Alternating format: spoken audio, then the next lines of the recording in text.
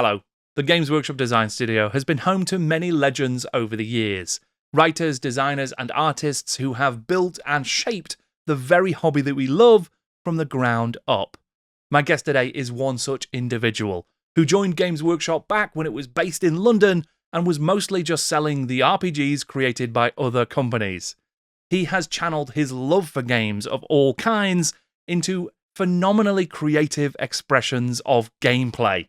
From Blood Bowl to Adeptus Titanicus, from Advanced Heroquest to Epic 40,000. And over the course of a 40-year career at Games Workshop, he was involved in some capacity in pretty much every single major release that there has been. I'm Jordan, this is Jordan Sorcery, and today I'm in conversation with the one and only Jervis Johnson.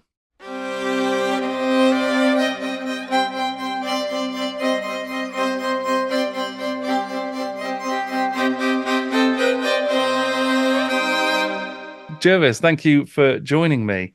I wondered if we could start with just where you actually got your start in miniature gaming. How did you get into it as a hobby?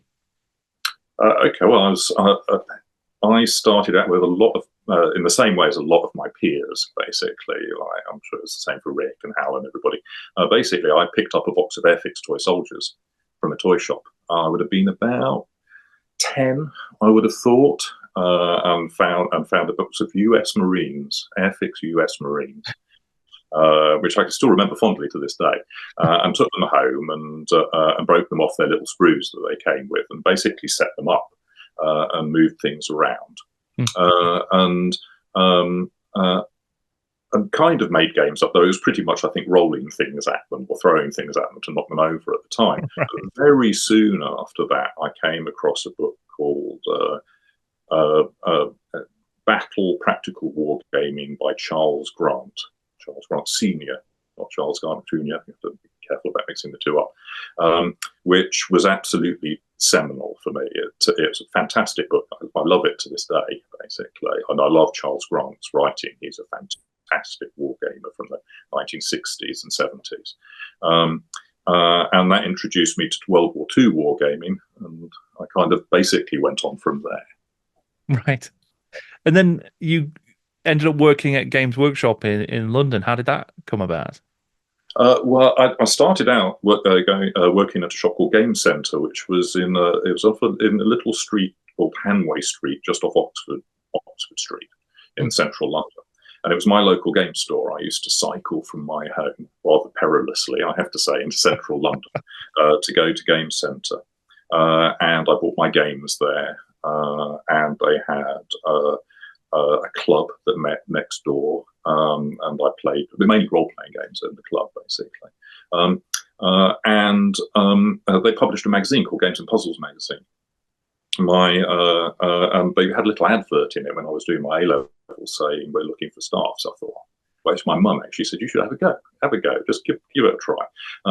And I bring this story up occasionally when I'm talking to people, because I think there are things in your life sometimes when you say I could have gone left or I could have gone right, and it changes your life. And seeing that little tiny small lad, and then my mum saying, "Why don't you go for it?" and then getting the job is why I'm sitting here talking to you now. Basically, it wouldn't have happened without that. But I got a job at Game Centre, which seemed like heaven to me.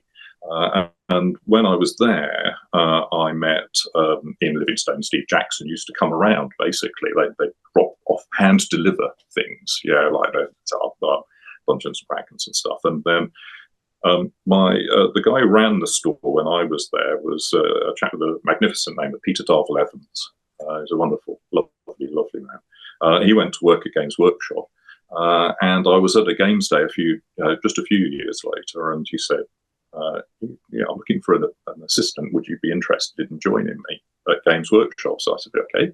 And I went along for an interview, got the job, and started out in trade sales at Games Workshop on Sunbeam Road in London, way back in the day. So it's like 1984, something like that.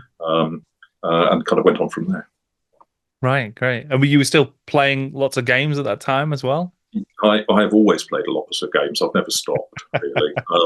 I've got when it comes to games, I've got Catholic, like a Catholic taste with a small c. I love all sorts of games. So I love board games, miniatures games, role-playing games, classic games. I play cribbage almost every day and backgammon and stuff like that with my wife. And there's a little club that meets near here, and I play miniatures games and stuff like that. So with the Perrys and stuff. So and I've always done that. I've always played games. And throughout my career at Games Workshop, I did too. Well, that's great. Yeah. And then from that time when you first started, so you're in trade sales, it was still Steve Jackson, Ian Livingston running Games Workshop at that time. But then there was that transitionary period later on when it moved to Brian Ansell in charge, and then the whole operation moved up to Nottingham from London. So what was it like during that era? It was interesting. It was obviously different, like to where Games Workshop ended up. It was a company that was a lot smaller for a start. But that was quite a fraught time, to be perfectly honest, to be working there, because what happened was there was a big internal fight between kind of like the middle senior management. Under Ian and Steve were ready to move on and get out, basically. But it wasn't just a kind of like a given that Brian was going to take over. There was some management in London who were keen to try and take the company over and take it in a completely different direction. And so it created this kind of like weird set of office politics at the time, which wasn't terribly much fun to be right in the middle of. And in the end, Brian came out on top, and lots of stuff moved up to Nottingham. So most of the operation moved up to Nottingham, and I think I was just very lucky because I'd been working in London. I was part of the London Games Workshop operation, and the Nottingham Citadel team were going to be taking over. But I'd been up to Nottingham a few times to help the Citadel team at their open days. They used to have open days at the factory in Eastwood, where people could come along and like go into the factory and play games. And I remember they had a thing where they had a sweet jar, the old-fashioned sweet jars that you get that filled with metal miniatures, and you had to guess how many miniatures were in it. And the person who got the closest got the whole jar of miniatures to take home with them. They did things like that. But they wanted to have a game stand there as well. And at that time, what happened was Games Workshop in London sold all of the board games and White Dwarf magazine and all of those kinds of things, and Citadel sold the miniatures. So I came up with a stall of the board games, and I got to know everybody and go out to the pub and go to parties and things like that. So when I moved up, I was accepted as being okay, basically, and I knew a few people already. So I was one of a handful of people that stayed on after that move. Most people ended up going back down to London, but I stayed in Nottingham and was accepted, more or less, by the Citadel crew. It was as a weird southerner, but an okay chap, basically, and kind of went on from there. Yeah. But it was a strange time, and I think that it was good once it had finally settled down and Brian had properly taken over, just because it meant that the company had direction it was going in, and it was there wasn't all of this, like I say, strange office politics involved that you tended to get caught slightly in the middle of between different factions. So then that Citadel, the sort of internal takeover almost, I guess, with Brian Ansell's then direction for the company and sort of move towards miniatures and all that sort of stuff. I mean, what did that feel like from inside, as well as the company sort of really honed in on a particular area of gaming? Well, it took quite a long time. I think we were young at that time. I think it's important to remember. We were about mid-20s, mid-late 20s. And so it took a few years to go from like Brian taking over to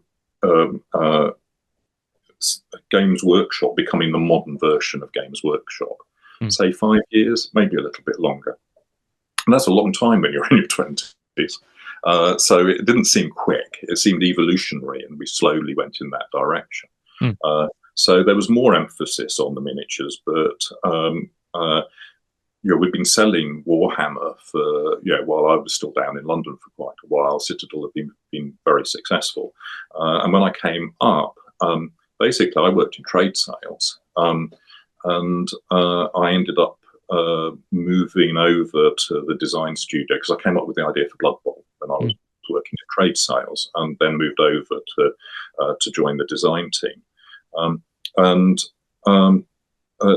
When I did that, I was basically the board games guy. I was brought in as the board games guy because I was from Games Workshop down in London, and I understood about board games. They knew I loved board games, and I did. So things like Blood Royale, Chainsaw Warrior, lots and lots of things like Botmania, actually, and things like that. Rogue Trooper. All of those things were kind of my little department to try and do things with. So, and that slowly over time came down. But when I was starting, we would just commission. People would write in. I can remember Steve Hand kind of like basically getting in touch with about Chainsaw Warrior in the post. He sent some letters in. Oh, this looks cool. So I got in touch with him, and we went and did the game, but we weren't looking for things that were specifically tied to the Warhammer IP at that time. And then slowly we focused more and more on that. And I think that the real, like that kind of like watershed moment was when the 4th edition Warhammer box set came out with all of the miniatures in the box, all the rules that you needed and things like that. And that was really, okay. Those old things then really just went away. They weren't there anymore, and we focused fully on our own background, and everything started to tie into that. Did that? I mean, the 4th edition box. It seemed like a very intentional. It's almost a reboot of Warhammer in its entirety, but obviously a change to the actual business model for Warhammer as well. So, were you guys anticipating that sea change that would come from it? I don't know. I mean, I think it's important to understand that at the time, I've never actually really have been senior management at Games Workshop. So I was more in the front line, like designing games and doing things, being given a brief and stuff. But I think the other important thing about the 4th edition Warhammer is that's the start of the Tom Kirby era. Now, Brian had a different view about the way that he wanted the company to go and evolve, and I don't think that he particularly saw it as being just totally focused on Warhammer, and then later on, like 40k basically, 28 mil scale stuff.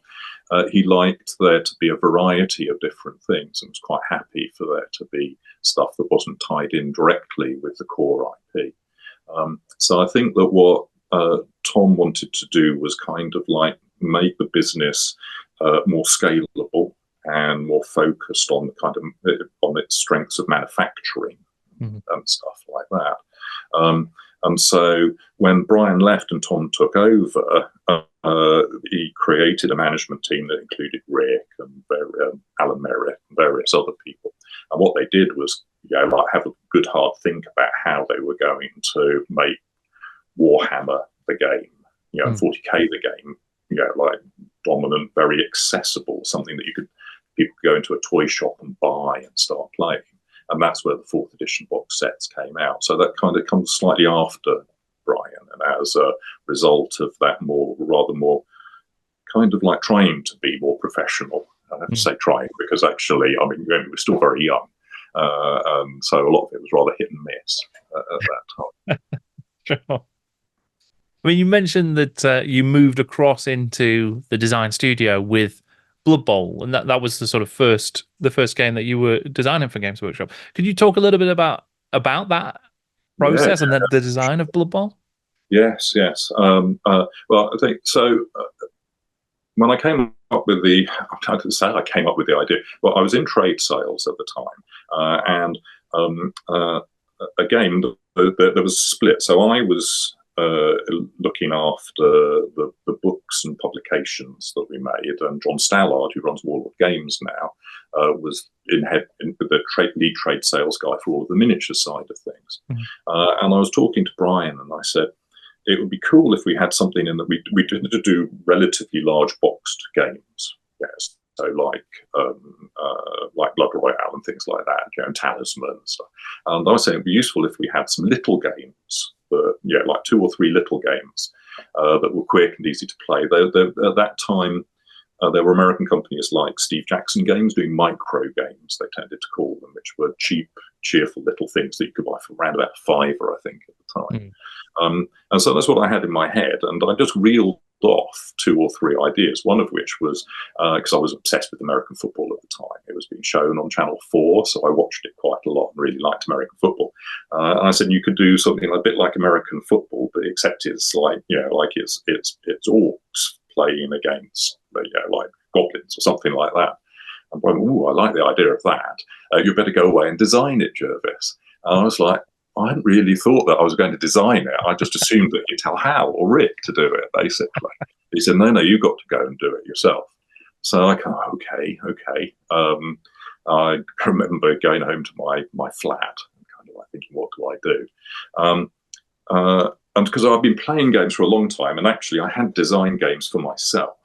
We've been joined by... sorry, the cat. This is Martha coming to get involved. She's a big Blood Bowl fan, so she wants to hear it. But I started. I'd done a little bit of games design, but nothing which I'd consider professional. So this was a big kind of like leap into the dark for me. And so I thought, well, what I'll do is I'll base it a bit on Warhammer, because we've got the mechanics there, and Warhammer's popular, but on a board. So I came up with the idea of the board. And if you look at first edition Blood Bowl, that's pretty much what it is. It's a Warhammer skirmish played on a board with a square grid. There happens to be a small innocent football that kind of like occasionally gets picked up, but most of the time people are just hitting each other and things. But then I got really lucky, because I came up with that, and I'd written the initial stuff down, and I'd put some humour in. But then I got hooked up with Ali Morrison and Mark Gascoigne. Ali Morrison came up with the artwork and the look, and Mark Gascoigne did a huge amount of really important work in terms of developing up the background. He came up with the idea of Jim and Bob for the examples. And as a little team, we worked together. It worked together really well. And now looking back from where I am now, I know that games design is not a singular process. There can be a name on a box, but actually it's much more like being involved in making a movie or something like that. It's a team of people with different skills. And what makes it work well is luck and that combination of different things, and everybody then sparking off of each other and kind of like raising it up. So one person will have an idea, and then somebody else will run with that ball a bit, appropriately enough for Blood Bowl, I suppose. But between the 3 of us, we created this thing which was rather cool. It looked cool. It was fun. And the game at least could be played. I look back at first edition Blood Bowl, and you can see that I really wasn't a really experienced games designer. But it was good enough. And I can remember it coming out, and the first letter appeared on my desk. So this was my first experience of that kind of like, it's scary when you create stuff, because you're out there. There's nothing to hide behind. You made it. I thought, okay, they're on to me now. They're going to say this game simply doesn't work, Mr. Johnson. How dare you put out such a pile of tosh? But it wasn't like that at all. It was just like, oh, I love this game. It was a fan letter, basically. First one I'd ever received. And I thought, oh, thank God for that, basically. But it just proved really popular. It sold very well. And then so Brian said, okay, we've got to rush out an expansion for it. So we did the first expansion, Death Zone, which I think came out like really quickly after. It shows how different things were then. Because we could sort of like say, okay, let's go, let's make an expansion for this game and get it out sort of like in a few months, basically. Now it would take a few years. Sure. And then it kind of went on from there, really. So I got to do some other things, because I got moved over. I was running the board games thing, but then I got basically kind of like got promoted up to becoming a games designer and working on other games. We did the second edition of Blood Bowl, which has the famous polystyrene pitch, which was cool. Though that caused a lot of trouble, because basically the machines that made them were designed for making polystyrene packing materials. And with polystyrene packing, it doesn't matter if you dent the corner of it and things like that. So it tends to spit these things out very quickly. So we've got a lot of wastage, basically, on those Blood Bowl pitches, because the machines weren't really designed for something to go in a game, which is why we didn't do them again. However cool they may have been, losing a third or whatever it was as wastage just wasn't really sustainable.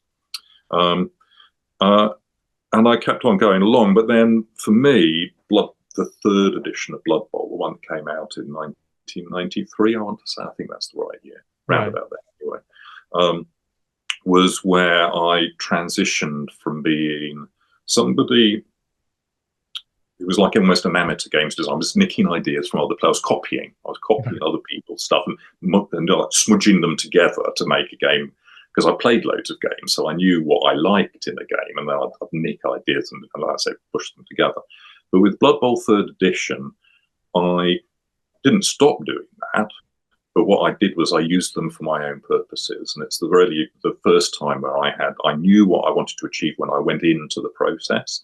I knew what the problem with the game was, and in particular, in Blood Bowl 1st and 2nd edition, as I say, they were based on Warhammer, so you tended to get like a ruck. As the two lines met in the middle, and they just hit each other a lot. So it was like a little battle would break out in the middle of the board, and then somebody would stagger out holding the football, and then people left standing to chase them down. It was boring, basically. It was just lots of dice rolling up and down the line, and I knew that I didn't want it to be like that. I didn't want, and I also wanted there to be like two halves and things like that. So I got all of these things that I wanted to do, and I came up with solutions for the idea. So the big one for Blood Bowl 3rd edition was the idea of the turnover, which was a real eureka moment in terms of games design, because basically what it does in the game is it forces you to do the interesting stuff first. If you just kind of like just bash people up and down the line, then what will happen is a turnover will probably take place, your turn will end, and you won't have got anything done at all. And creates tension, pulls the other player into the game, because they're watching every dice roll to see whether you fail, and then they can take over. And it also happens to be a term in American football as well, which was just really sweet, I thought. So it was, it was a very satisfying thing to do. And for me, that kind of like coming up with that little process was where I thought, actually, I can do this. I am actually a games designer now. And I think and then again, I was lucky. I was working with a great team of people. With 3rd edition, the studio was based on low pavement, and we had a cool building that we were all in, but it was separated from all of the rest of the games workshop. So all of the studio staff, 40 of us, and so were there, and we set up a Blood Bowl league. And it was being played at lunchtimes and in the evenings, because it was very good for that kind of stuff. And so we got this amazing kind of like everybody was involved, everybody helped out. And it just came through, I think, in the game. So for me, I've designed other games which I think are pretty good, but I've got a feeling that Blood Bowl will be the thing where if I had to pick one, I'd say, well, that's where I can say I did good. That's a good game. And I'm really proud of it. And then I don't think it really needed to change after that. I think I might be anticipating a question here, sorry. I've never really, there are bits and pieces about it that I can tinker with, but actually the game then became its final form. I think aficionados will kind of like say, well, this changed slightly over the 20 odd years since that game came out. Bits and pieces of it have changed and modified slightly, but effectively it's the same game. Whereas 1st and 2nd edition were both completely different to each other and both completely different to 3rd edition. Yeah, it's interesting. I mean, that sparks a sort of thought as well around almost the pursuit of perfection when it comes to games design and subsequent editions, because it seems like you're not often able to find a version of a game, an edition, that does almost, quote unquote, perfect it and then leave it at that. And sort of, there always seems to be a need to iterate. I mean, did you ever find that sort of just generally was a challenge? Yes, well, I think that, first of all, it's important to say that games design is an iterative process. That what you do is you go round and round and round. The more times you can go round, the better the game will be in general. and that's why deadlines are so important. Because I mean, like otherwise, you just keep on going forever, basically. Yeah, because you never do achieve perfection. And I think all creative processes are a bit like that. You know, if you've got in your head this idea of what it's going to be like, but you can never quite get it to it. So you keep on trying again and again. And so there'll always be something that you can tinkle with.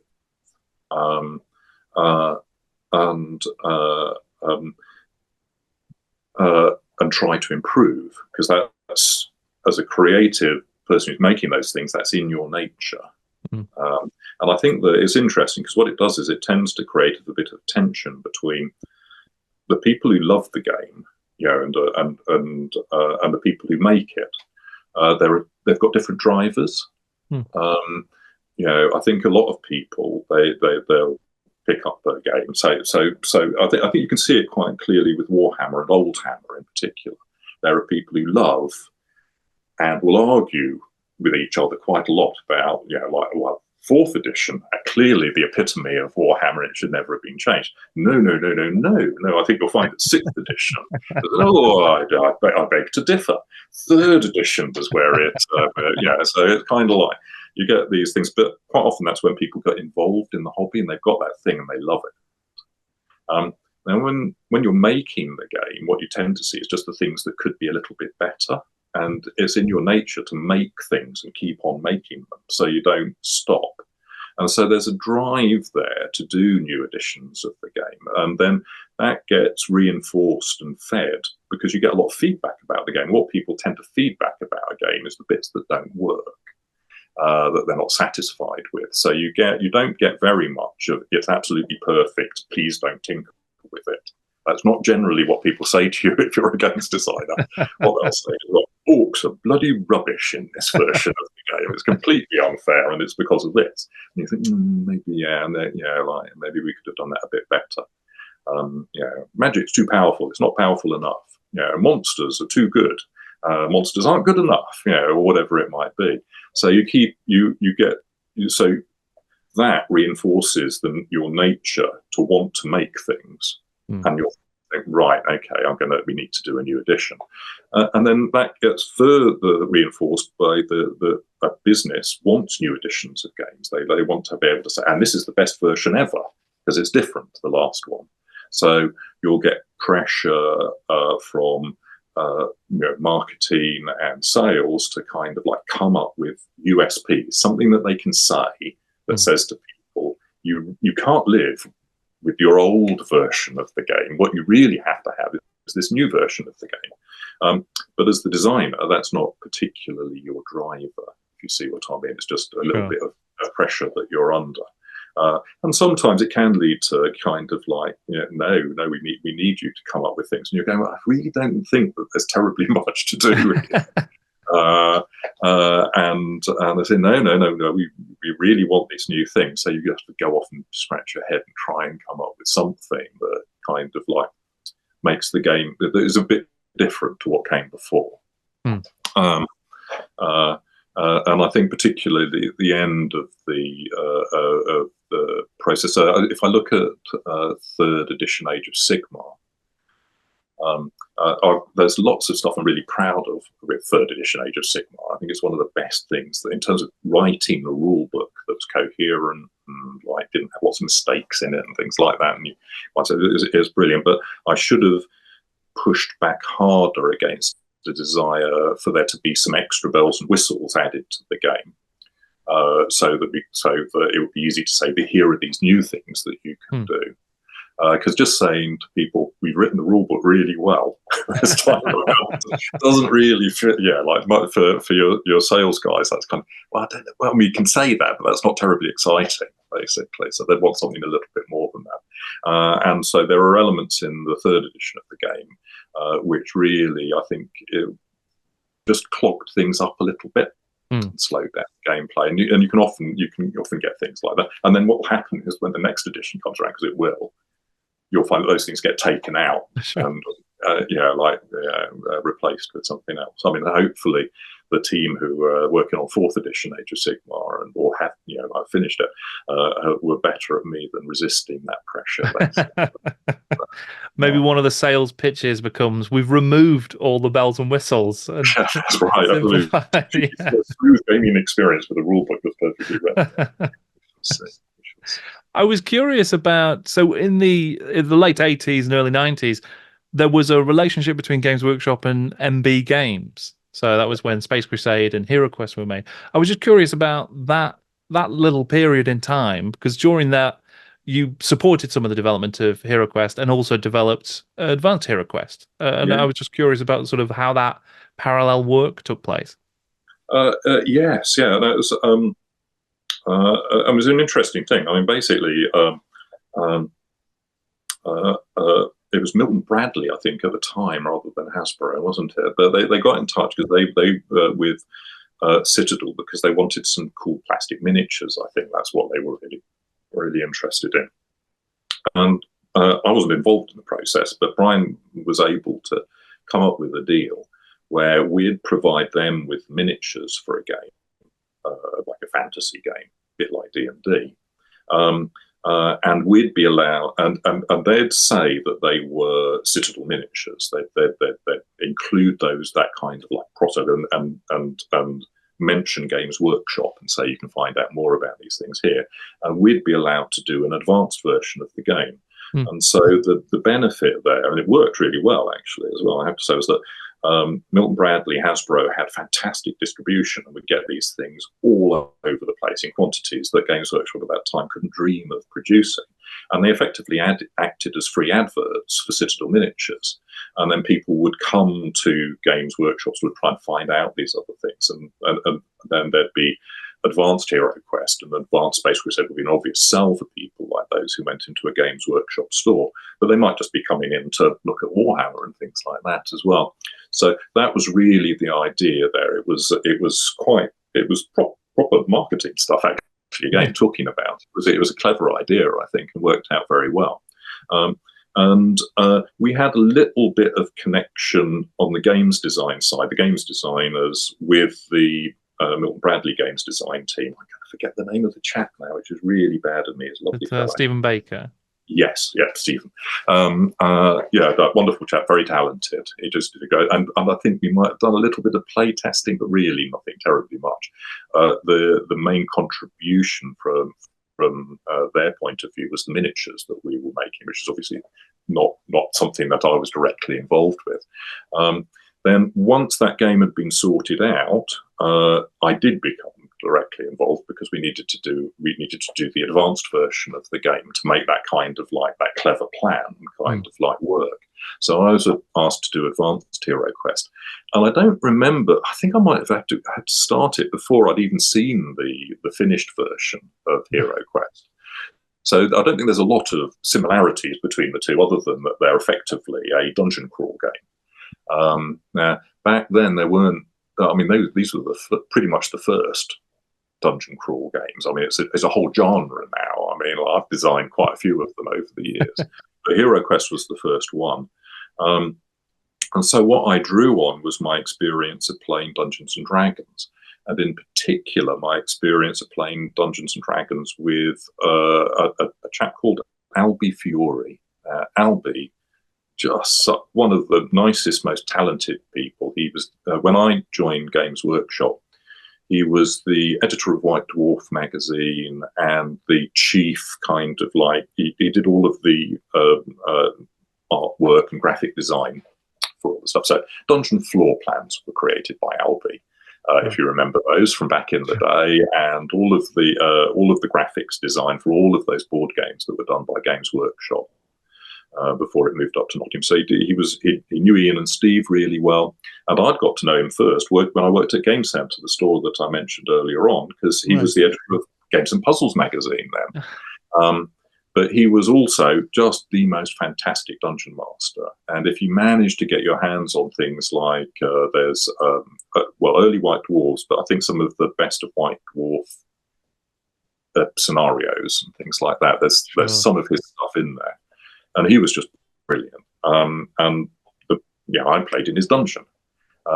So a little while ago, some thing the TV show turned up where Ian and Steve got interviewed and they were playing Dungeons and Dragons, and I'm involved, and it's because that's Albie running the game, and they knew that I played in his dungeon, so I was there just kind of like making up the numbers and things. But what I did was I channeled Albie as much as I could into Heroquest, and the thing with Albie's dungeons were they were quite dangerous, and it was the economy. You know, you didn't have much money, you know, didn't find huge piles of loot, and you advanced quite slowly. And I think if you look at Heroquest with those things in mind, Advanced Heroquest, you'll see all of those in there. Yeah, so it's like it's difficult to survive, and you don't tend to come away rich.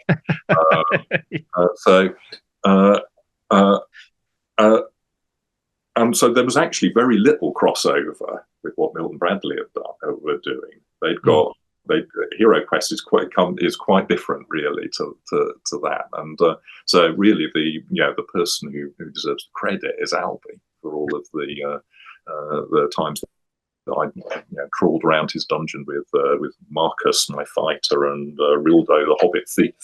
That's it. Fantastic. And that was one of the early sort of big boxes. I mean, we talked about the 4th edition big box for Warhammer, but that was sort of one of them. And obviously there was also Adeptus Titanicus was one of the big boxes as well, Space Marine. Yeah. I mean, what was well, I suppose just thinking about those games, they've had an enormous legacy and gone on to spawn Epic and various other games as a result of that.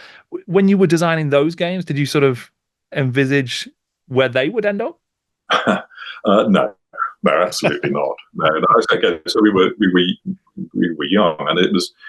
It's difficult to describe, really. I mean, we knew the Games Workshop was what we were doing was cool. Basically, it was something that we loved ourselves. So there was a certain kind of when people ask me about it, I say. Back then, and still to this day, to be perfectly honest, Games Workshop combines this kind of like almost kind of like zealous kind of like crusading of this particular hobby that we love. Yeah, playing games with little toy soldiers on the tabletop, and board games and role playing games for that matter, with a good dollop of hard nosed commercial sense. So. And you need those two things together. You basically the commercial sense supported that ideological drive to want to kind of get people playing these games, get them out into as many hands as possible, so that people could have the fun that we had had. So I'm not sure if you're picking that up. You might get. I've got a nasty feeling that there might be some drilling going on somewhere. But if you do hear any noise, I can't hear anything coming through. But I imagine it can be no worse than Martha's purring that's been coming in through this microphone here. Okay, that's good. Sorry.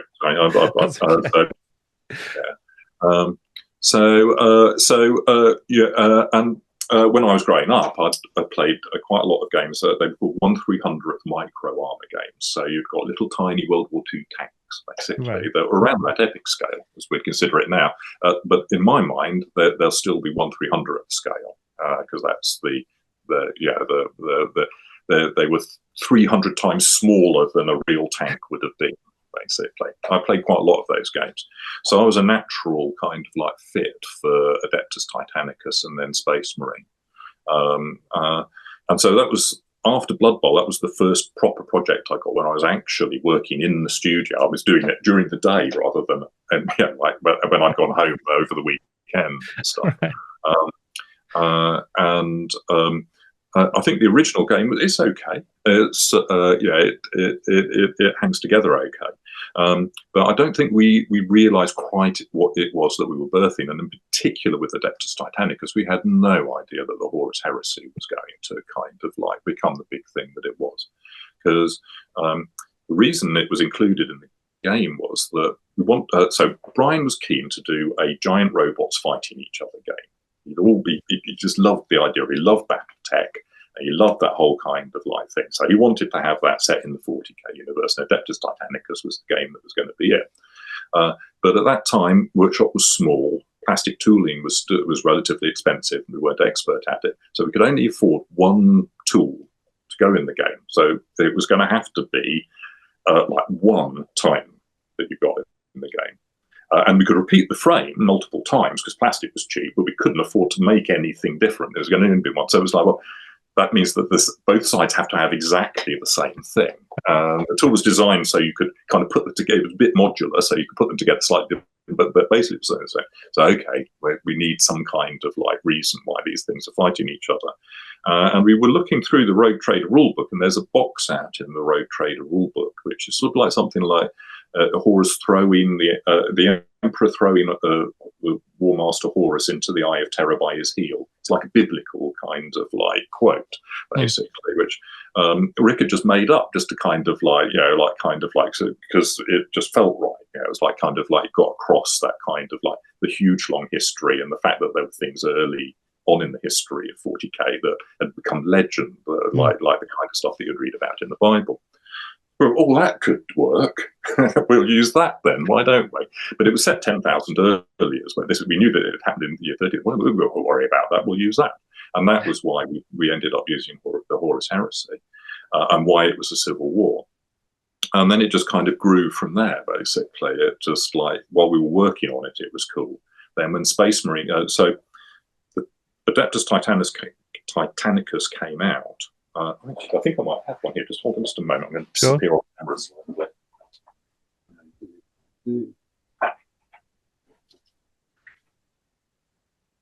So the problem with Adeptus, so first of all, let's see if I can hold this up. That is a 1/300 scale Sherman tank, basically. Right. It's still got in my collection, so you can see. So that's kind of like, I was playing games with those.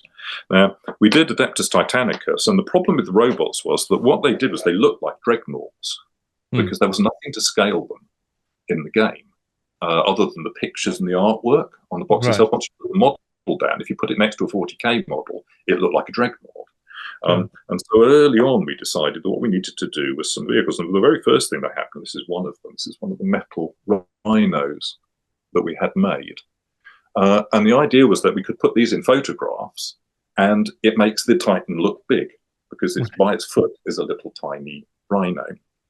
And then we needed to write rules for those things. And then it kind of went on from there and became Space Marine. But actually, the genesis was giant robots fighting each other. Then you need, which meant that with a single frame, so it had to be a civil war, which created the Horus Heresy.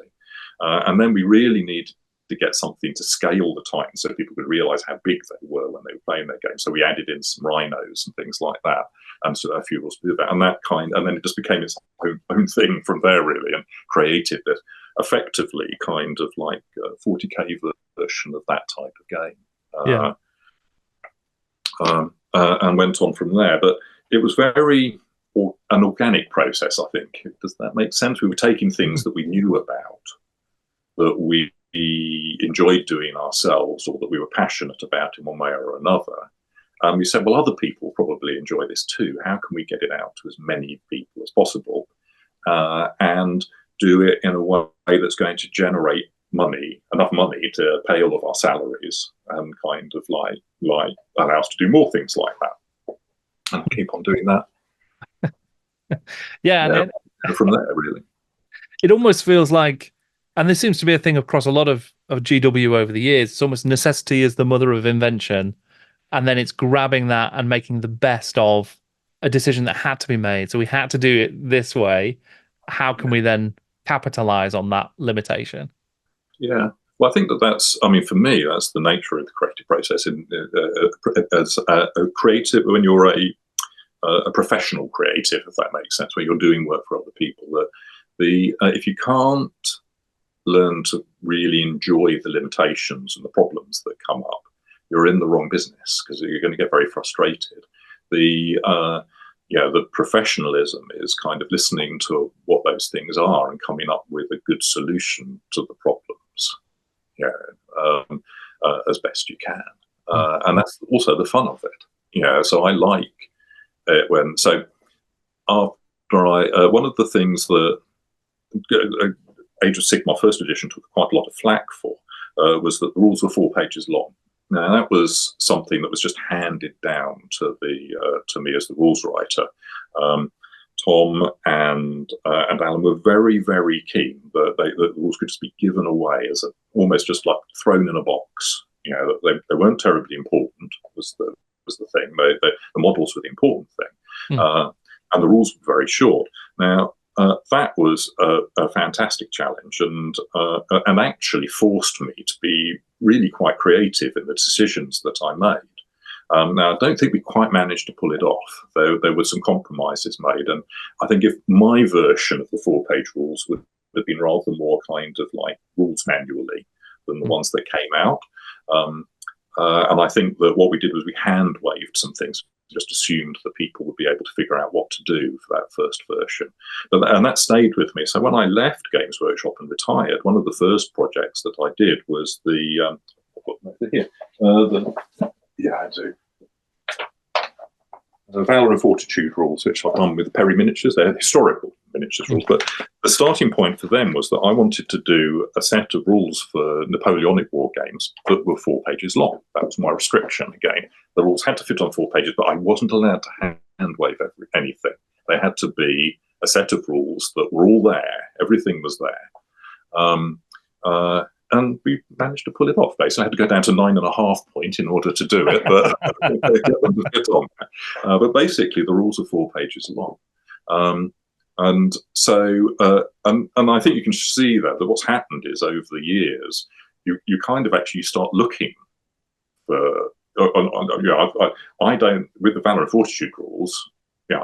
I didn't have to write them in the first place, but I wanted that challenge was like, how do you do that? How can I achieve this in the best possible way?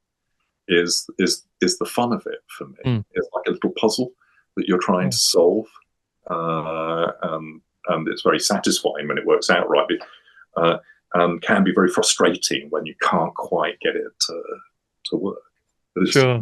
Is the bit of games design that I love. I mean, did you find that changed?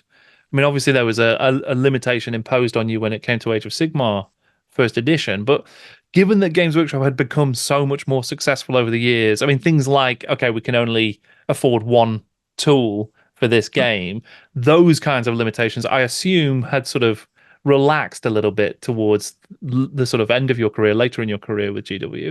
So did you find that the sort of culture around that games design, that's almost the limitations and the philosophy, did that change over time as the company changed?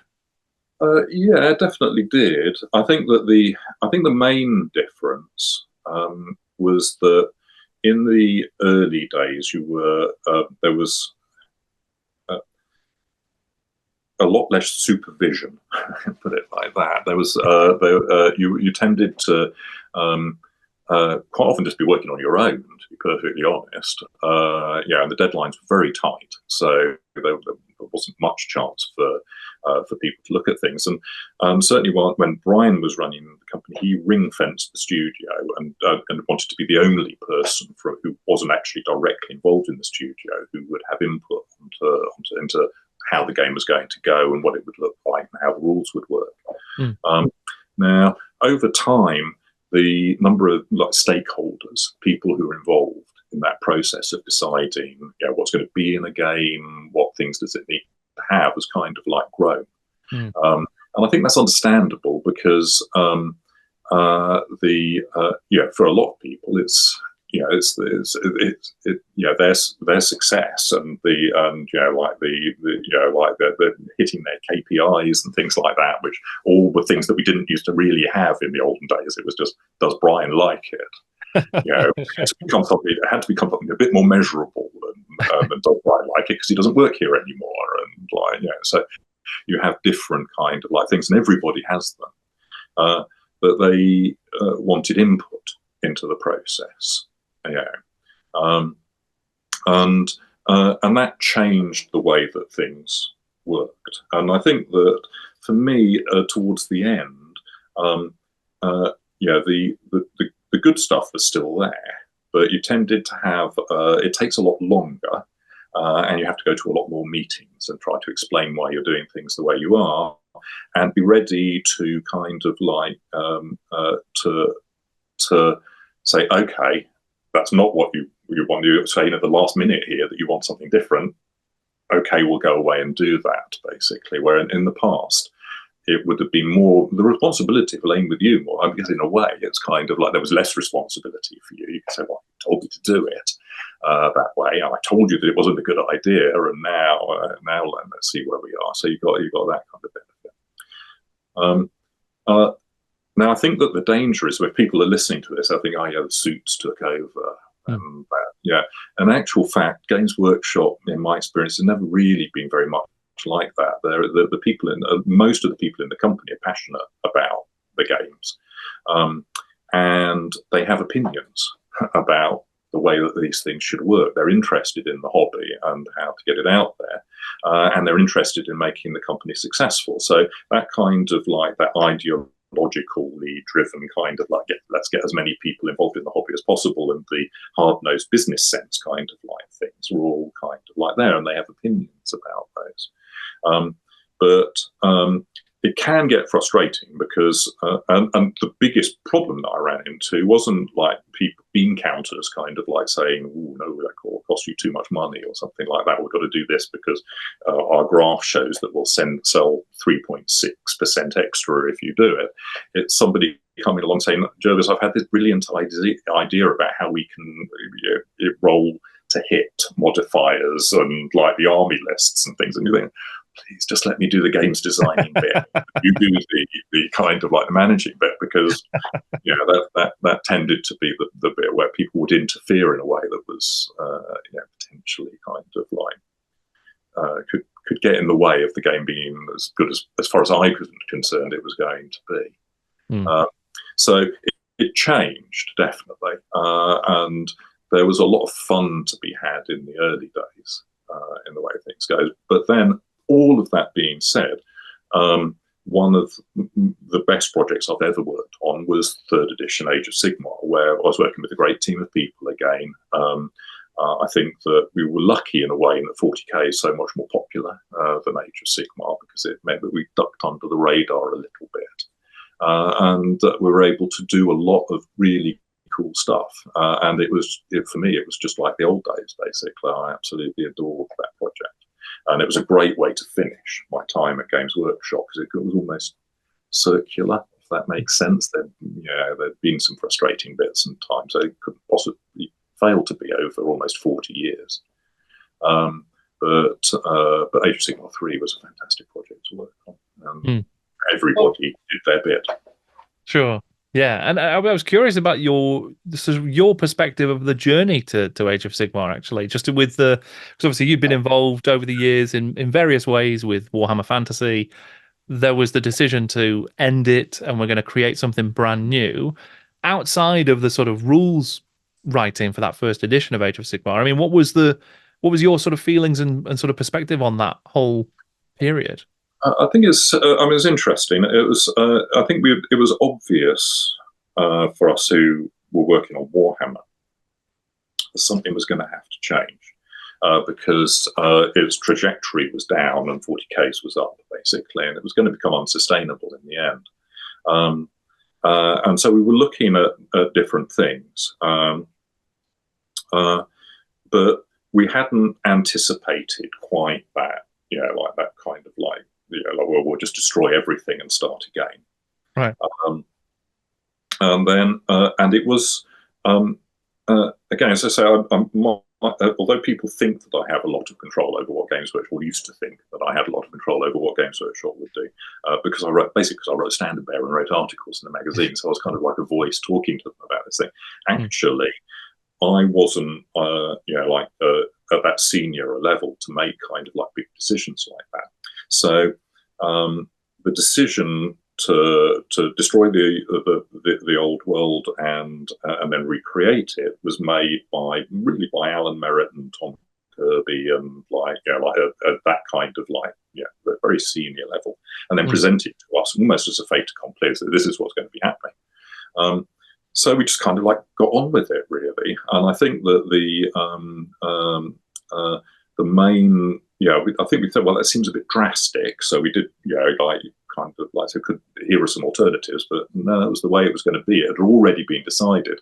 So as a professional graded person, again, you kind of like you start to go, okay, right, okay, what can we do here?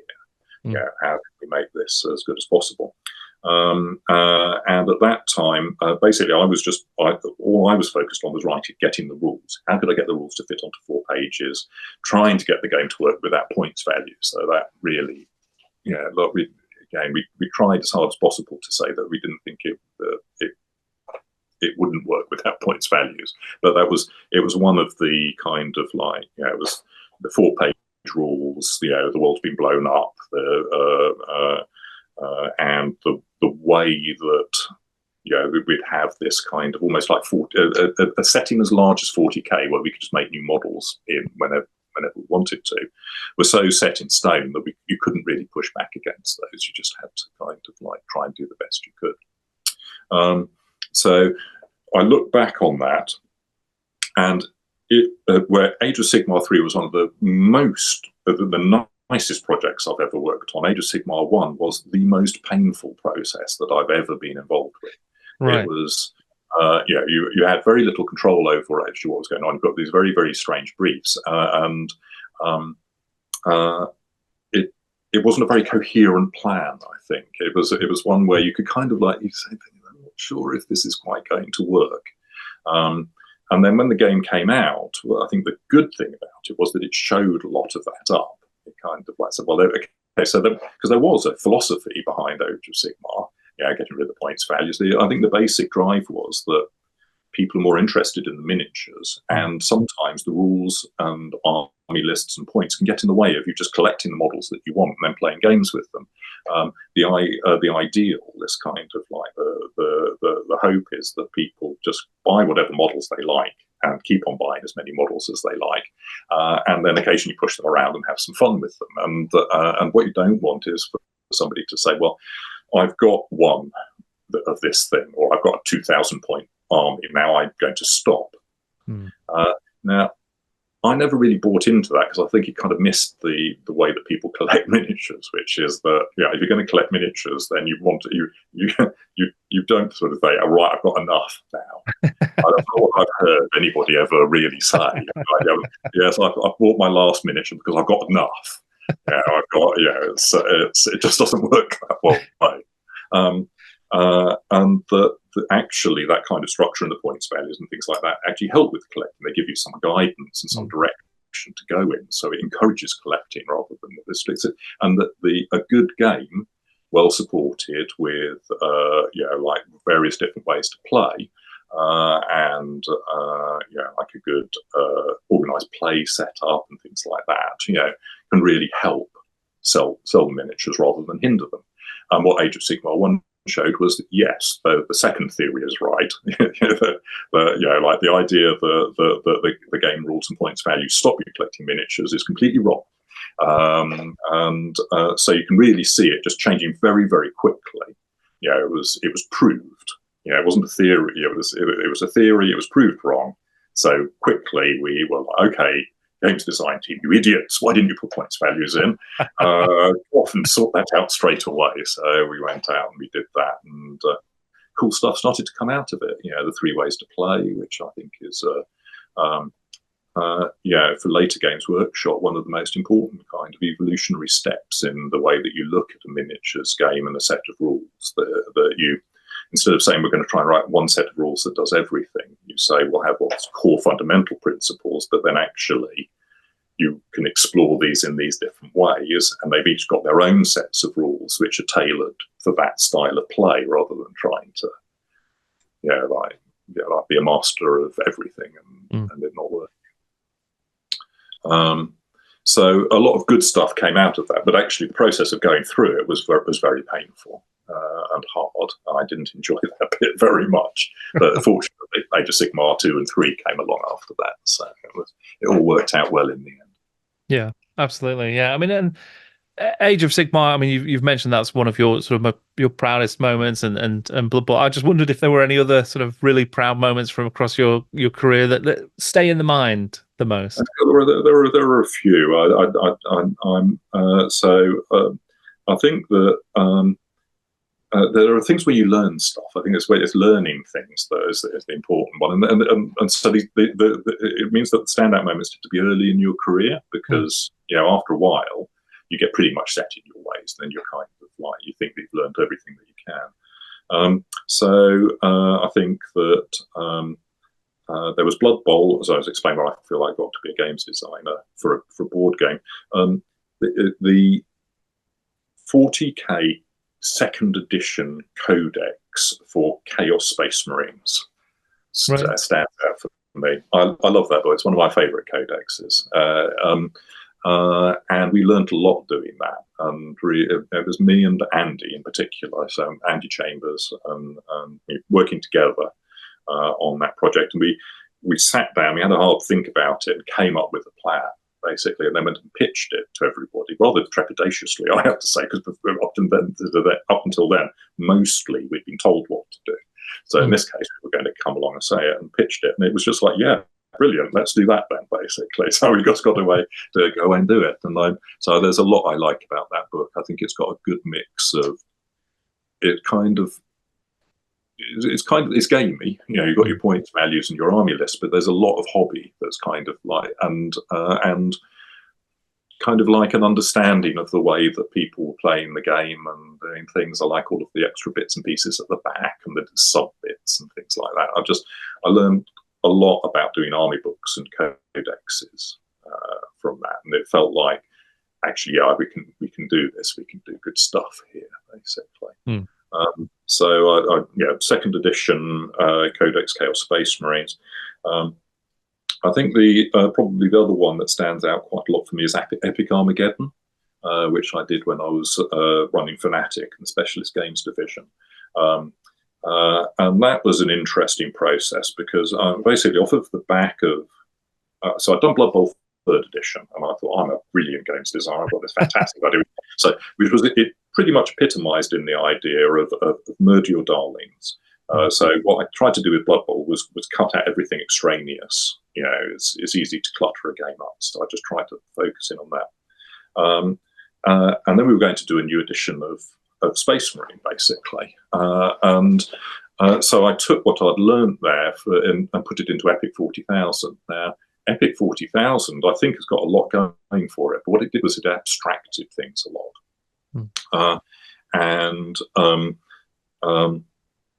It's a very clean game system, and it's quite clever in lots of ways. But it does things like your tank is a Lehman Russ tank. It doesn't matter what you can see on the model in terms of the sponsons and things like that. It's just a Lehman Russ tank.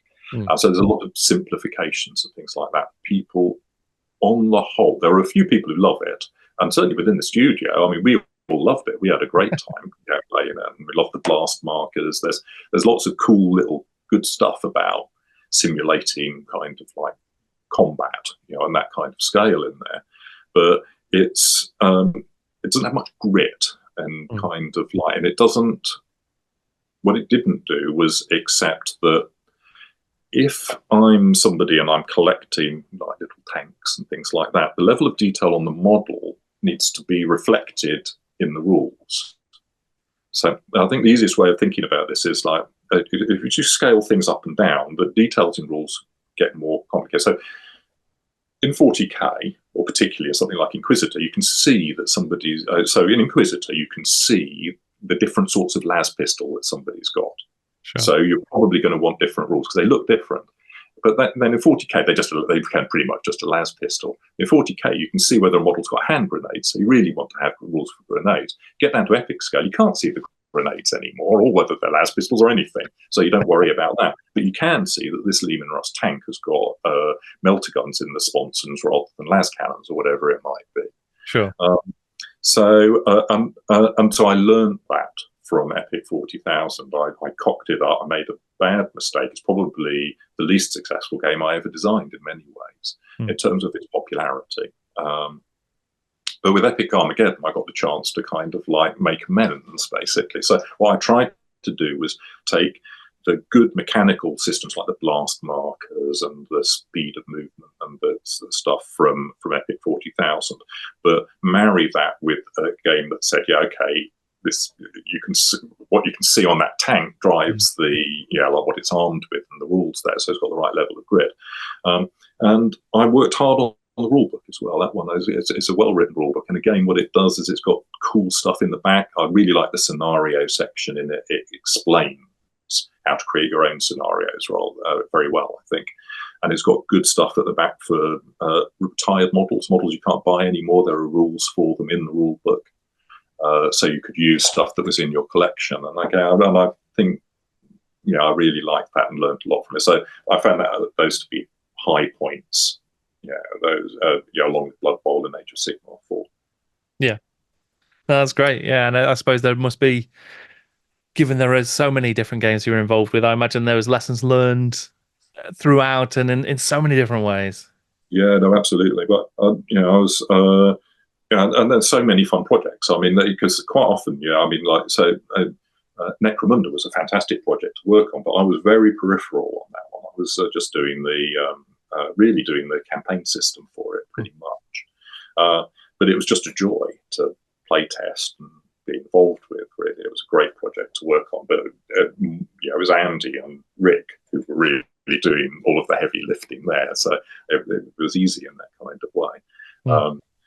There were the board games, so Battle for Armageddon, and I'm going to forget their names now. So it was a long time since I've looked at them. The Horus Heresy. Yeah, Horus Heresy. Yeah, those were interesting projects to work on, and I got to do some like proper board war games because I love my board war. Yeah, I mean, Doom of the Eldar is a favourite. It's fantastic. Yeah, and I really like it. It was my favourite out of the three, actually, in many ways, because I really like the idea of that, the big ship in the middle, and then you get the spaceship, so you kind of get naval battles and then sort of D-Day like landings going on and all that kind of stuff. But they were fun to work on, and so like so many different things for so many different reasons. There are quite a few. Yeah, I'll bet. But yeah, I mean, you mentioned that you've done some work with the Perrys more recently. Is there anything else that you're working on now that you're sort of still putting together? There is. Unfortunately, I can't talk about sort of a lot of this. So I've got a bit of freelance work, which is cool. And I've also got a couple of projects of my own that I tinker away with. So like Valor and Fortitude was a bit like that, and that's turned actually into kind of almost like a full-time job, really, I have to say, because there's a great community out there that keep coming up with questions and cool ideas and stuff and asking for new army lists. So and the Perrys, I'm meant to be doing army lists for all of the ranges that the Perrys do. So it's like, how do I get these rules to work for the Franco-Prussian War as well as the Napoleonic Wars and stuff like that? So there's quite a lot of work there. So some freelance work, which has been interesting to do. Because I've never been a freelancer before as such. I've always worked within the company. So it's been an experience. And Andy Chambers and various other people, Mark Latham, who lives in the same village as I do, have all been very helpful because they're experienced freelancers and kind of like sort of saying, well, you're out of the corporate world now, Jervis. It's a different kind of setup here. So that's been quite an experience, and I've enjoyed it. And then I've got, let's say, a couple of other things that I'd like to design. So I've silly things. I'm slightly obsessed with a battle in the First World War called Bloody April, which was an air combat fought in 1917 on the Western Front. And in the course of a month, the Royal Flying Corps, as it was called then, had a terrible time. The Red Baron, Baron von Richthofen, was at the height of his powers and shot down loads and loads of British aeroplanes. So it ended up being called Bloody April because so many British aeroplanes were shot. Life expectancy was about 2 weeks if you were a pilot. But you get huge numbers of aeroplanes and stuff. My grandfather was a rear gunner in a Bristol fighter, and so I've got a connection. So I've read quite a lot about it. I have become really quite expert actually on that. So I've got an idea for a game about Bloody April. Right. and some other things that I'd like to do when I get the chance. Really, I don't think I'm ever going to stop. It's just in my nature, really. It's that's great. I mean, I'm very pleased to hear that there's plenty more Jervis Johnson games to come, because I mean, you've been responsible for so many amazing games that I've always loved. So I look forward to that. Okay, that's good. Yeah, but it'll be fun. Well, thank you so much, Jervis, for joining me, for finding the time and chatting to me. It's been a real delight. So yeah, thank you so much. That's okay. No, it's been a pleasure talking to you. I want to thank Jervis for taking the time to chat to me about such an incredible career at Games Workshop and for creating all of those amazing games in the first place. It was a real joy to talk to him and just amazing. So thank you, Jervis. If you want to support the work that I do here on the channel, my interviews and my history videos about the origins and evolutions of my favourite games, then you can consider checking out my Patreon via the link down in the description. I really appreciate any support that you can throw my way. It's the only way I'm able to keep doing this work. And if you can't, then liking and subscribing and commenting on the videos and subscribing to the channel is really helpful as well. I have now released a podcast feed of these interviews, which you can get in every major podcatcher, so go and check that out. They come out a little bit after the interviews are available on YouTube, but they're all going to be made available in time. Thank you once again to Jervis. Thank you for watching. I'm Jordan, and this is Jordan Sorcery.